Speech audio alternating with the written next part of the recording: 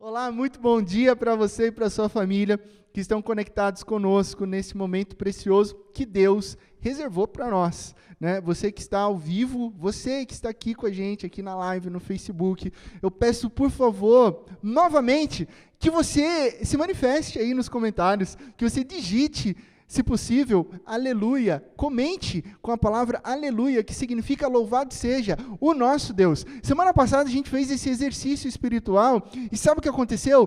A interação, ela foi demais, ela foi dinâmica, outras pessoas se comunicaram, muitos comentários aleluia, muitos comentários amém, simultâneos, trazendo a certeza ao meu e ao seu coração, que nós estamos aqui unidos no amor de Jesus, para um único propósito, adorar o nosso Deus, ainda que virtualmente. Tem sido um tempo difícil.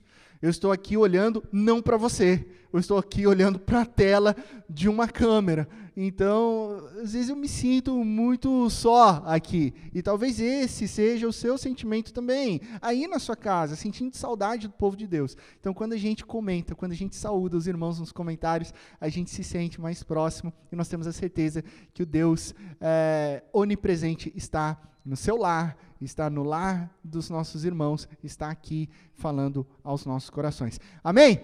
Hoje nós começamos uma nova série, Deserto, de coração aberto aos cuidados de Deus.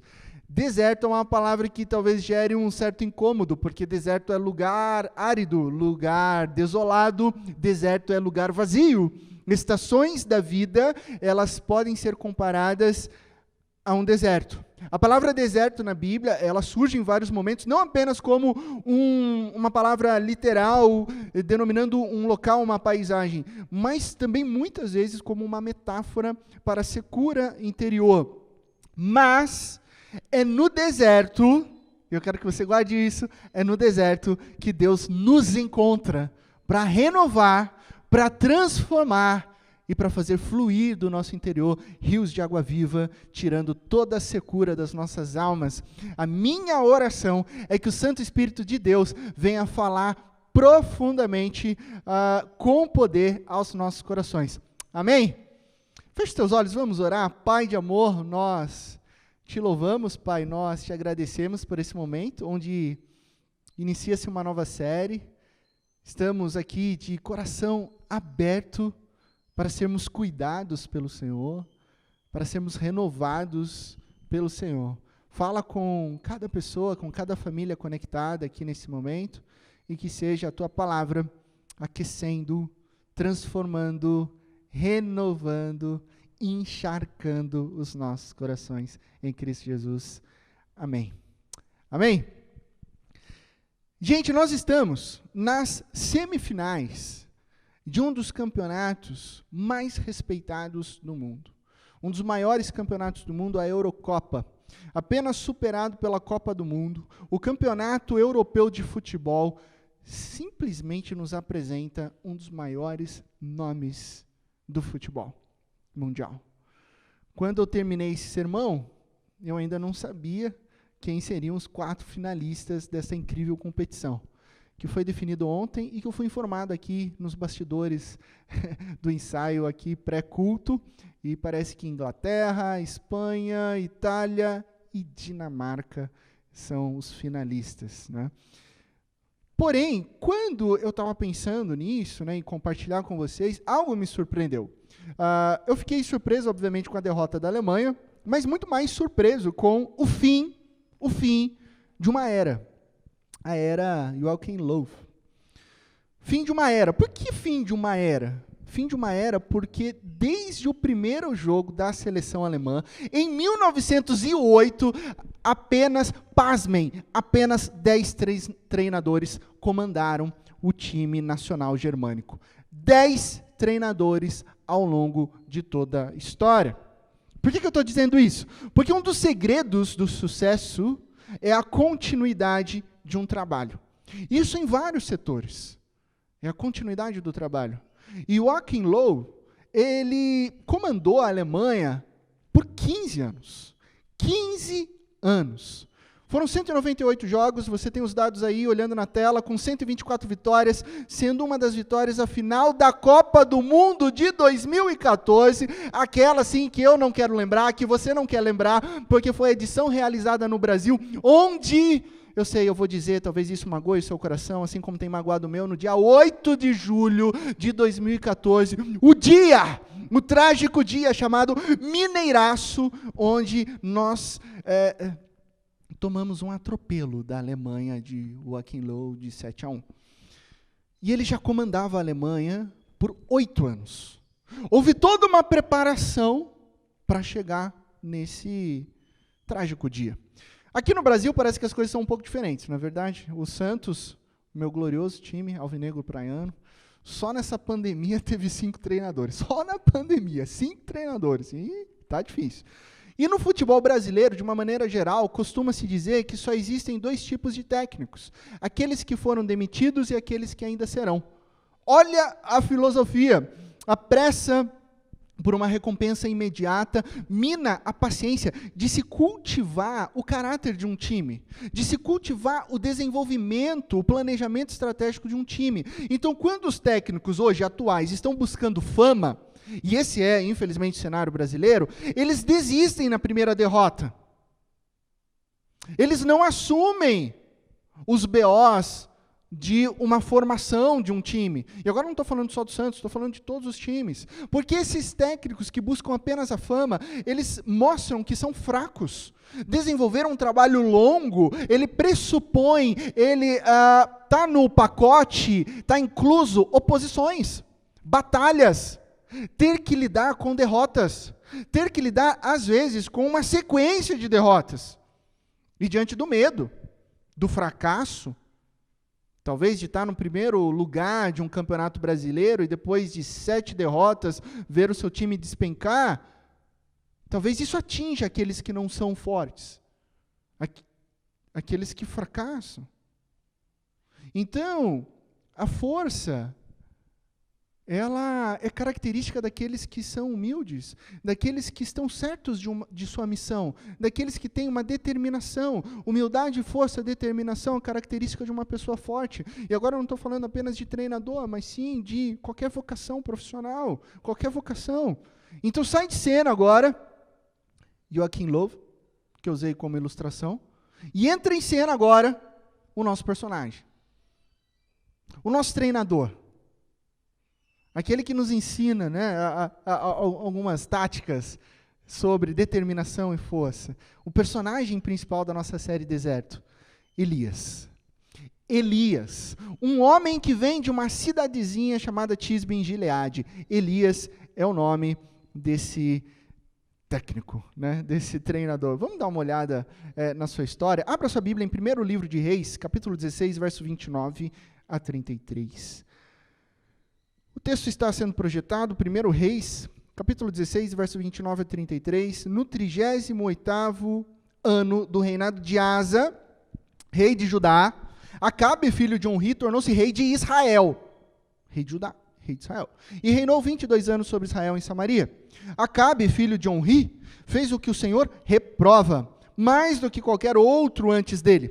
Ele não apenas achou que não tinha importância cometer os pecados de Jeroboão, filho de Nebate, mas também se casou com Jezabel, filha de Etbaal, rei dos Sidônios, e passou a prestar culto a Baal e adorá-lo. No templo de Baal, que ele mesmo tinha construído em Samaria, Acabe ergueu um altar para Baal, fez também um poste sagrado. Ele provocou a ira do Senhor, o Deus de Israel, mais do que todos os reis de Israel antes dele. Capítulo 17, verso 1. Ora, Elias, o tesbita de Tisbe de Gileade, disse a Acabe: juro pelo nome do Senhor, o Deus de Israel, a quem sirvo, que não cairá orvalho nem chuva nos anos seguintes, exceto mediante a minha palavra. E aqui chegamos em Elias. Mas antes de tudo, eu preciso te dar o contexto histórico aqui.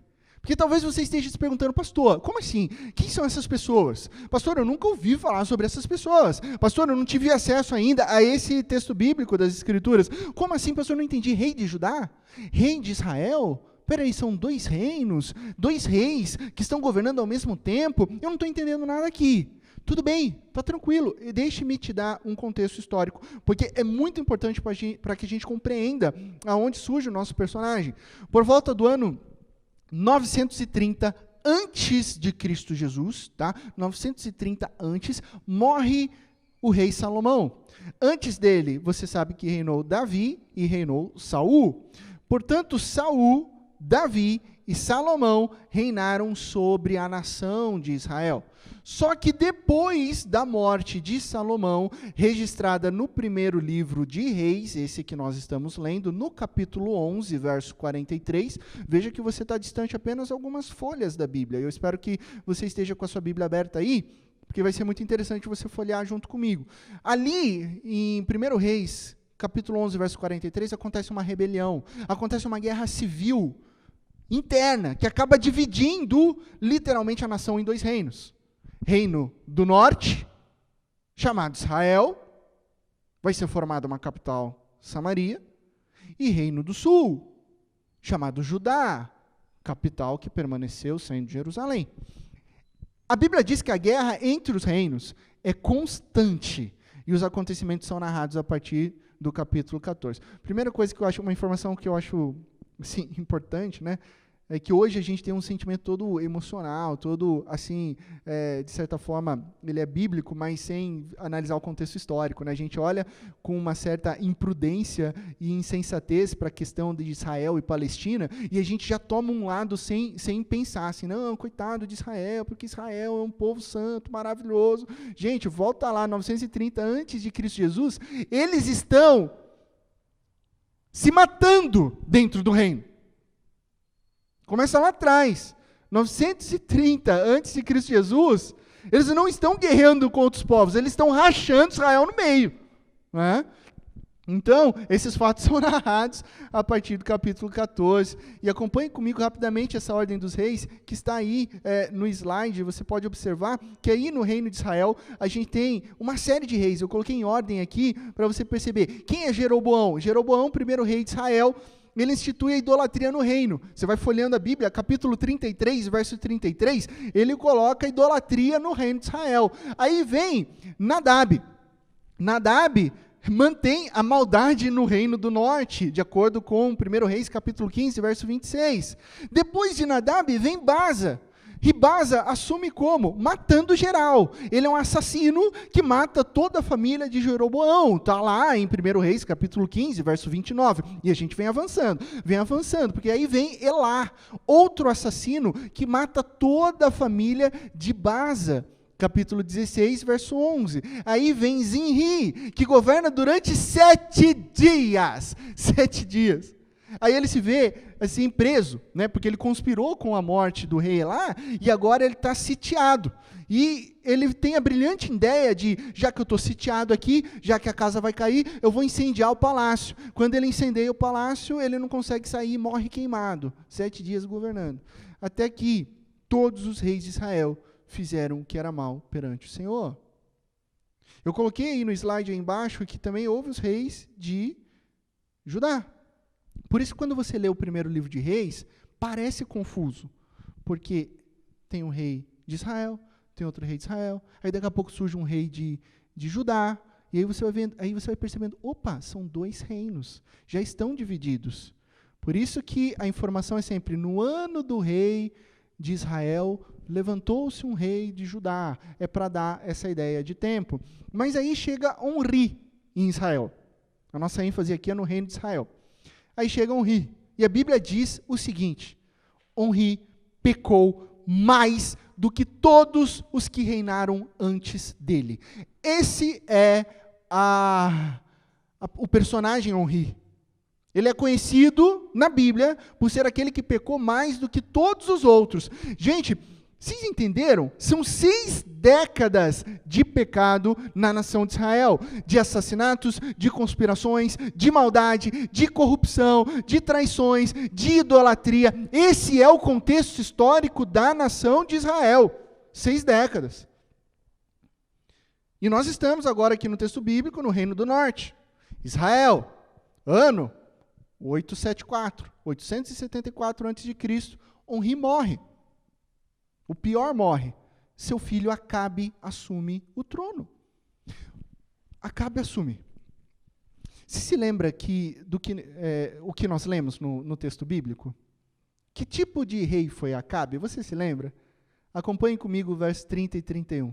Acabe, filho de Onri, fez o que o Senhor reprova, mais do que qualquer outro antes dele. Se Onri já era pior, Acabe consegue ser mais ainda. E o versículo continua, verso 31, ele não apenas achou que não tinha importância cometer os pecados de Jeroboão, filho de Nabate, mas também se casou com Jezabel, filha de Etbaal, rei dos Sidônios, e passou a prestar culto a Baal e adorá-lo. Sim, a ênfase na profundidade do pecado foi o casamento. Ele se casou com ninguém mais e ninguém menos que Jezabel. Daqui a pouco, nos próximos encontros, vamos falar mais sobre ela. Mas, para você ter uma ideia, Jezabel é uma princesa de caráter forte, dominador, obstinada e contundente, cujo coração está totalmente em oposição ao Deus de Israel e voltado inteiramente para o mal, em nome do falso Deus Baal. E é com essa mulher que Acabe casa. Aí você se pergunta, mas por que o casamento é citado aqui? Se nenhuma outra esposa tinha citada nos reinos anteriores, que também era mal, por que Jezabel? Por 2 motivos. Primeiro, Jezabel é manipuladora e determinada. Então a gente vai ver mais para frente que ela não só domina o seu marido, Acabe, como ao dominar o seu marido, Acabe, ela governa o reino de Israel. Percebe? Consequentemente, o governo é tomado de Acabe e quem lidera é Jezabel. O segundo motivo é que Jezabel não somente mantém a adoração a Baal, que já existia e que já era um problema, mas como ela oficializa a idolatria no reino, com a instituição de um templo para Baal e com a instituição de vários sacerdotes e cultos idólatras. Faz com que o povo se distanciasse mais ainda do Eterno. E não perca um detalhe nessa história, Baal. Quem era Baal? Pastor, quem que é esse falso deus Baal? Baal era o deus da chuva, o deus da fertilidade, o falso deus mais importante da religião cananeia, responsável pela fertilidade de toda a terra. Toda expressão de vida, seja agricultura, seja pecuária, toda forma de vida dependia de água, dependia de chuvas. Então nós temos até aqui Acabe, que já é idólatra, e que casa-se com uma mulher extremamente má e manipuladora, e temos Jezabel, que é uma vilã, que deixa Maria sangrenta, sabe a Blood Mary, da dinastia Tudor, deixa no chinelo. Jezabel é muito mais maldosa. Para você que tem assistido Game of Thrones, Cersei Lannister teria medo de Jezabel. Vai vendo. Cersei Lannister teria medo de Jezabel. Então esse é o cenário sombrio do reino de Israel. Esse era o contexto. Os tempos não eram só difíceis, como eram tenebrosos, eram desprezíveis, desesperadores, no mais puro sentido que a palavra desesperadora traz, né? De não ter nenhuma esperança, de não ter como esperar, já que tudo estava em completa escuridão longe de Deus. Tempos difíceis. E aí, o que fazer em tempos difíceis? E é nesse contexto que surge Elias, o nosso personagem da série Deserto. Nesse cenário, do nada, surge Elias. Percebe como foi importante mergulharmos num contexto histórico antes? Né? Às vezes eu escuto assim, pastor, essa questão histórica ela é meio chata, tal, vamos pular isso. Mas agora a gente pega todo esse pano de fundo e a gente entende que nesse cenário tenebroso surge Elias. E o texto que a gente leu, capítulo 17, verso 1, acompanhem comigo. Ora, Elias, de Tisbe, em Gileade, disse a Acabe: juro pelo nome do Senhor, o Deus de Israel, a quem sirvo, que não cairá orvalho nem chuva nos anos seguintes, exceto mediante a minha palavra. E esse é Elias. Mas, pastor, quem é Elias? De onde ele veio? Ele surge aqui no capítulo 17, o que ele faz, o que ele fez? Deixa eu te dar alguns detalhes preciosos. O primeiro detalhe é o próprio nome de Elias. Seu nome em hebraico é a soma de Yah, né, o final, Elias, e El. Então, quando soma, esse Yah é um termo utilizado, uma abreviatura para Yahweh, o nome de Deus. El é uma espécie de abreviatura para Elohim, Deus. Quando junta-se isso, a gente tem o nome de Elias, que significa literalmente Yahweh é Deus. O próprio nome de Elias significa Yahweh é Deus, o Eterno é Deus. Somente o Eterno é Deus. Isso é incrível, pois num contexto idólatra, onde o rei Acabe constrói um templo para Baal, surge um homem que o próprio nome é Yahweh é Deus. Imagina assim, quem está chegando aí? Acabe pergunta, quem está entrando no meu palácio? Eu estou aqui adorando a Baal, eu tenho um culto daqui a pouco, quem é que está me chamando? Ah, Acabe, é um homem aí. Qual é o nome desse homem? O nome dele é Yahweh é Deus. O quê? Yahweh é Deus. Não Baal. Nenhum outro é Deus. Somente Deus. E de onde vem Elias? Elias vem de Tisbe. Gente, Elias vem de Tisbe. Já parou para pensar nisso? Tisbe, Gileade, Tisbe. Sabe Tisbe? Conhece Tibes? Sabe o que significa Tisbe? Você deve saber. Absolutamente nada. Não sei onde fica Tisbe. Ninguém sabe onde fica Tisbe. Não significa nada, literalmente nada. É uma cidade desconhecida. Porque Tisbe é nada, é uma comunidade minúscula, totalmente desconhecida. Talvez tinha 20, 25 pessoas. E as pessoas que moravam lá eram trabalhadores braçais e nada mais. A gente só sabe que ela fica na região ali de Gileade. Ela não estava no mapa, ela não era conhecida. E se você estivesse passando por Tisbe e acabasse o combustível do seu camelo, você não iria encontrar ali um posto Ipiranga.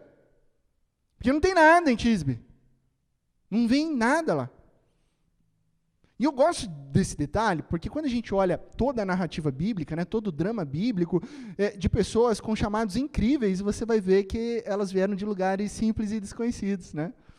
A gente pode citar alguns, né? Moisés foi chamado quando ele estava na região de Midian, do nada, assim, região desconhecida, ninguém sabia ao certo onde era, onde ele estava, ele foi chamado de lá. A gente lembra de Jonas, né? Jonas nasceu onde? Em Gat-Hefé. Ninguém sabe onde é Gat-Hefé. É citado 2 vezes nas Escrituras e é uma cidade totalmente insignificante. Nós vemos isso na pessoa de Cristo Jesus, que cresceu e viveu em Nazaré, e as pessoas falavam assim, mas pode vir alguma coisa boa de Nazaré? Nazaré não tem nada. Nazaré, ninguém conhece Nazaré. Pode vir alguma coisa decente, boa de Nazaré?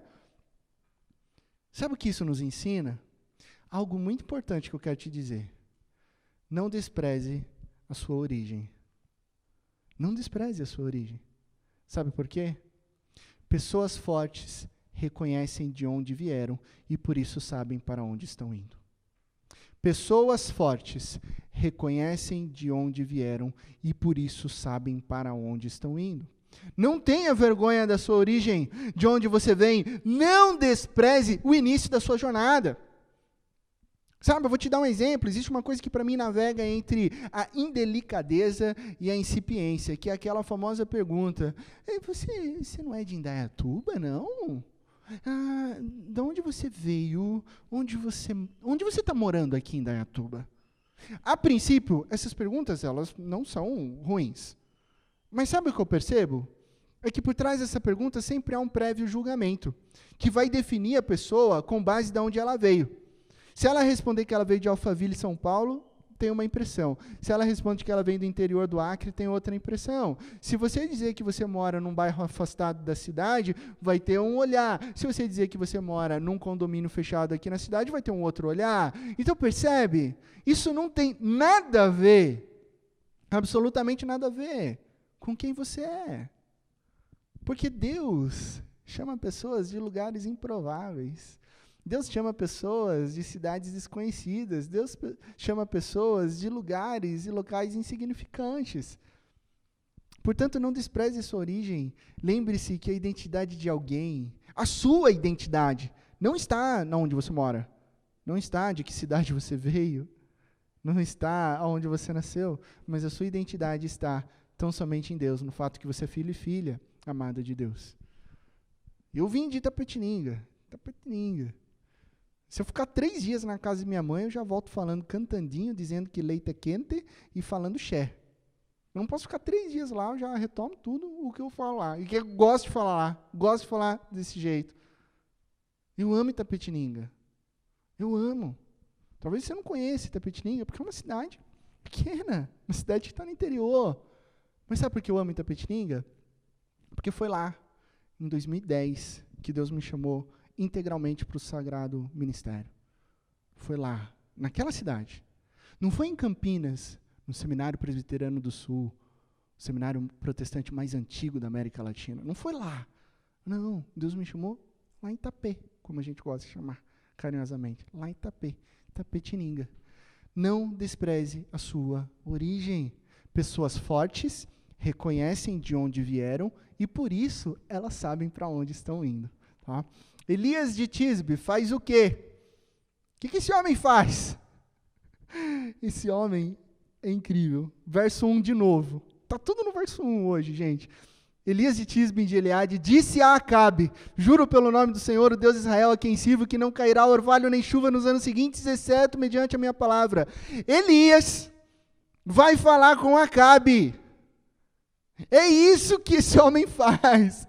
Aí você faz uma pergunta: meu Deus, Elias ele não sabe de toda a história sangrenta dos reis de Israel?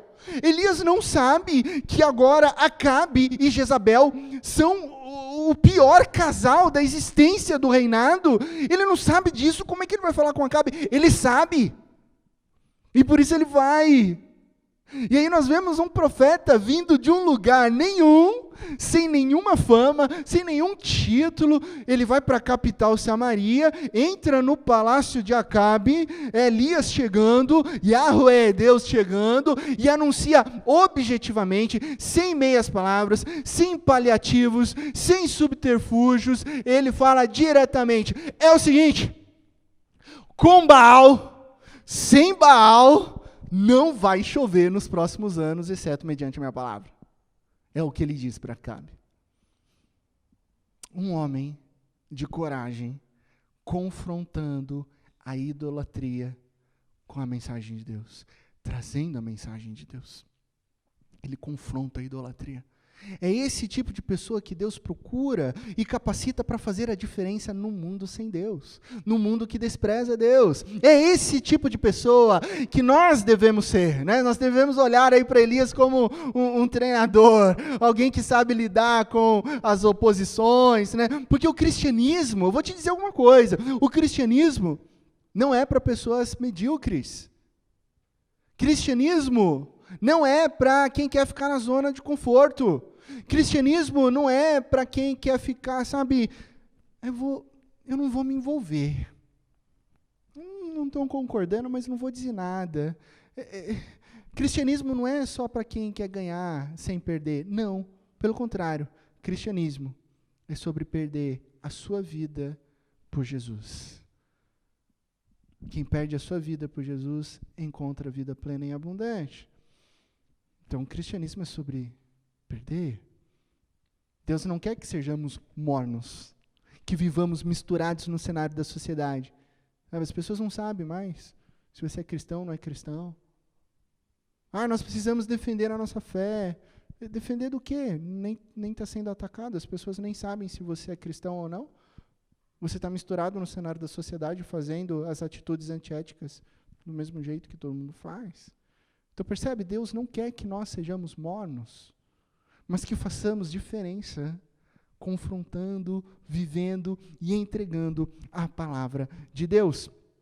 Vamos lá, 3 lições sobre uma vida que faz a diferença. A primeira lição é: tempos difíceis necessitam de pessoas fortes. Guarde isso, tempos difíceis necessitam de pessoas fortes. Talvez você já tenha se deparado com aquele provérbio antigo, um provérbio oriental que diz o seguinte: homens fortes criam tempos fáceis, e tempos fáceis geram homens fracos. Mas homens fracos criam tempos difíceis, e tempos difíceis geram homens fortes. Talvez você já tenha escutado isso. Esse provérbio nos alerta para uma espécie de ciclo que acontece na história humana. A princípio, nós percebemos sim algumas verdades, como tudo que é fácil gera, consequentemente, uma zona de conforto, né? Tudo que é entregue fácil também vai embora fácil e realmente gera um conforto. Por outro lado, eu te pergunto, será que homens fortes criam tempos fáceis? Será que essa é a função de uma pessoa forte, criar um tempo fácil? Eu te digo que não. Homens fortes, pessoas fortes não estão para criar tempos fáceis, e sim confrontar tempos difíceis. Pessoas fortes estão para confrontar tempos difíceis. É isso que eles fazem. Sabe por quê? Porque é isso que precisa ser feito em tempos difíceis. Em tempos difíceis, não dá tempo de ficar gerando homens fortes. Não dá tempo de ficar concebendo pessoas fortes. Não! Tempos difíceis, eles são inseguros, eles são perigosos, eles são trágicos e que sugere uma urgência. É para ontem que nós precisamos de pessoas fortes para confrontar tudo aquilo que está errado, tudo aquilo que não vem de Deus. Não é para depois, não é para uma próxima geração, é para agora. Tempos difíceis precisam ser confrontados agora. E pessoas firmes, como Elias,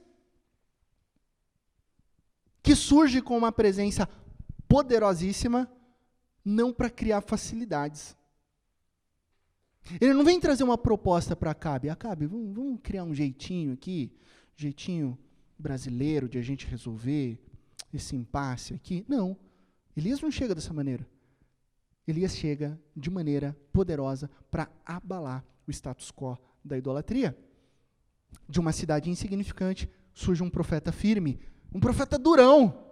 Sabe o que fala, é objetivo, é claro, é contundente. Elias não tem medo de confrontar o núcleo do poder do reino de Israel.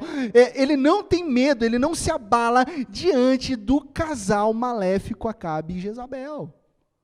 Elias se levanta como um homem especial, que joga luz na escuridão daqueles dias, que diz com coragem: ei, está tudo errado. Está tudo errado.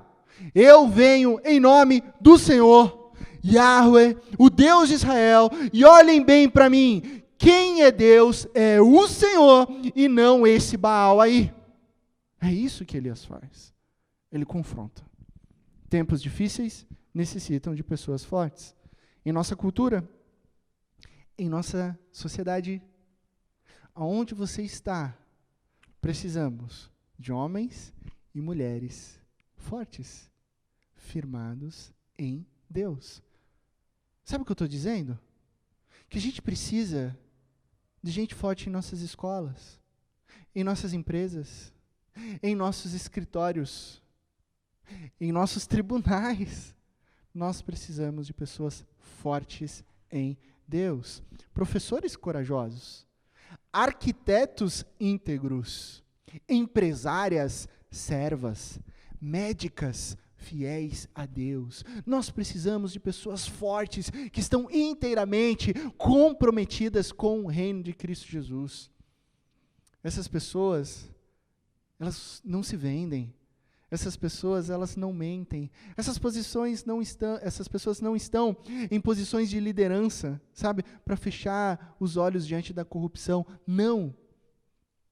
Essas pessoas não buscam o conforto do palácio de Acabe. Elas vivem com coragem, uma vida íntegra, e esse é o tipo de pessoa que é usada por Deus. Pessoas fortes. Tempos difíceis necessitam de pessoas fortes. Segunda lição, pessoas fortes surgem da rotina ordinária. Ah, como eu amo isso. Sabendo de todo o histórico do rei de Israel, de todo derramamento de sangue, sabendo que o reino ia de mal a pior, enquanto Acabe e Jezabel aprofundaram ainda mais o nível de maldade, o que, ou quem, seria mais qualificado para confrontar Acabe e Jezabel? Já parou para pensar nisso? Se você fosse um estrategista ali, não, para derrubar esses dois aí, só um exército poderoso. Não, talvez um exército de anjos. Tem que ser muita força, tem que ser uma guerra, tem que ser algo grande. E o que acontece no nosso texto? Um único homem vai lá. Uma única pessoa que não tem treinamento de guerra, não tem educação formal e que vem de uma cidadezinha insignificante. Isso é demais. Sabe por quê? Sabe, a gente tem a péssima mania de achar, quase sempre, que outras pessoas são mais qualificadas que nós. Talvez você tenha esse sentimento, sabe? E por causa disso, talvez você fique congelada. Você fique parada diante de suas justificativas de inferioridade. Sabe o que eu estou querendo dizer? É quando você diz o seguinte: eu jamais conseguiria isso. Não, isso não é para mim. Sabe, você começa a se auto-boicotar. Não, eu não estou preparado. Não, eu não posso estar nessa posição. Puxa, eu acho que eu não vou dar conta. Ou você faz comparações, eu não sou tão bom quanto ela, eu não sou tão bom quanto ele, eu não estou preparado tão quanto, eu não estou pronto. E aí você fica se auto-boicotando. Precisamos nos livrar disso urgentemente. A inferioridade não vem de Deus. Guarde isso, a inferioridade não vem de Deus. Sabe por quê? O sentimento de inferioridade é um poder impeditivo para você cumprir a missão de Deus. Por isso ela não vem de Deus. O sentimento de inferioridade é um poder impeditivo para você cumprir a missão de Deus. E Deus frequentemente usa pessoas comuns, pessoas vulneráveis. Na Bíblia, repleta de histórias de pessoas comuns. Na história, Deus usa pessoas comuns. Por quê? Porque Deus sempre faz o extraordinário acontecer na linha do ordinário. Esse é o nosso Deus. É o Deus de milagres. É o Deus de promessas, é da sua rotina diária, é do seu trabalho, é nas suas relações, sendo quem você é, que Deus quer te capacitar e te usar de maneira surpreendente para a glória dEle, sendo quem você é. Pessoas fortes surgem da rotina diária. Vamos lá? Terceira e última lição. Pessoas fortes são servas de Deus. De novo, verso 1, Elias diz: juro pelo nome do Senhor, o Deus de Israel, a quem sirvo, que não vai cair chuva pelos próximos anos. Ele diz: a quem sirvo. O que isso significa? Não caia no erro de se surpreender com a coragem e força de Elias, achando que Elias é um tipo de super-herói por forças próprias. É um tipo de Superman, é um tipo de Capitão América, é um tipo por suas próprias forças. Não caia nesse erro. Ele é forte, mas a força não surge dele. A força não surge dele. Elias se torna uma pessoa forte a ponto de confrontar o rei Acabe, porque o coração de Elias é um coração totalmente dependente e entregue a Deus. Ele diz: porque eu sirvo a Deus, eu trago a mensagem que é de Deus. Não vai cair orvalho e nem chuva nos próximos anos. O que é demais, porque é uma clara confrontação, não apenas em Acabe, com Acabe e Jezabel, mas principalmente com o falso deus Baal, que era o deus da chuva, o deus da fertilidade. E aí vem Elias, Yahweh é Deus, e diz: não vai chover pelos próximos anos, a não ser quando eu disser. É muita coragem, é muita ousadia, é muita audácia para dizer que Baal é um falso Deus e somente o nosso eterno Yahweh é o verdadeiro Deus. Elias precisava ter um coração inteiramente entregue ao nosso Senhor. Do contrário, ele não iria conseguir dizer isso. Ele não iria conseguir ter essa postura. Sabe o que isso nos ensina hoje? O seguinte: você só confrontará os falsos deuses da sua vida a partir do momento em que você realmente se entregar ao verdadeiro Deus. De novo, você só vai confrontar os falsos deuses da sua vida a partir do momento em que você realmente se entregar ao único e verdadeiro Deus. Somente um coração servo alcança a força necessária para caminhar na missão de Deus. Pessoas fortes são servas de Deus. Então surge uma pergunta para mim e para você hoje. Qual o nível de comprometimento do seu cristianismo? Ok, você crê em Deus? Tá, legal, você crê em Deus. Essa pergunta não é essa. A pergunta é: você é uma serva de Deus? Você é um servo de Deus? Você é uma discípula de Jesus? Você é um discípulo de Jesus? Que está comprometido com o reino? Que está tomando a sua cruz e seguindo a Cristo Jesus? Essa é a pergunta. Porque quando você é de fato serva do Deus Altíssimo, Ele te usa para derrubar, preste atenção, Ele te usa para derrubar qualquer Acabe que apareça em sua vida. Qualquer Jezabel, Deus te usa para derrubar. Deus procura pessoas servas que se tornam fortes para não se corromperem com os desejos deste mundo. Ok? Concluindo, 3 lições sobre uma vida que faz diferença. Tempos difíceis necessitam de pessoas fortes. Pessoas fortes surgem da rotina ordinária e pessoas fortes são servas de Deus. É esse tipo de pessoas que Deus está chamando para fazer diferença no mundo. Eu digo mais, pessoas fortes, servas de Deus, que entram em palácios, que denunciam a idolatria e afirmam que há um único e verdadeiro Deus. Sabe por que você está ouvindo essa mensagem hoje, nesse momento? Porque Deus quer usar a sua vida, assim como Ele usou a vida de Elias, para fazer diferença nesses dias difíceis, nesta geração, aonde você está, onde você mora, no local do seu trabalho, no meio da sua família. Deus quer te usar, e de maneira poderosa, de maneira forte, de maneira graciosa, para que o nome dEle seja glorificado. Deus quer te usar. Coloque o seu coração inteiramente entregue a Deus. Amém? Amém.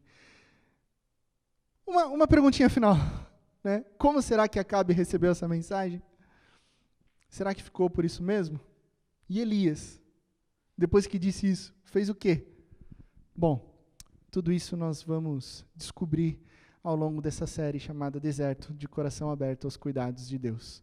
O que importa é que hoje, na mensagem de hoje, Deus te chama para ser forte e fazer diferença neste mundo, para a honra e glória dEle. Que Deus te abençoe, na mais absoluta certeza de que em Cristo Jesus todas as coisas ficarão bem.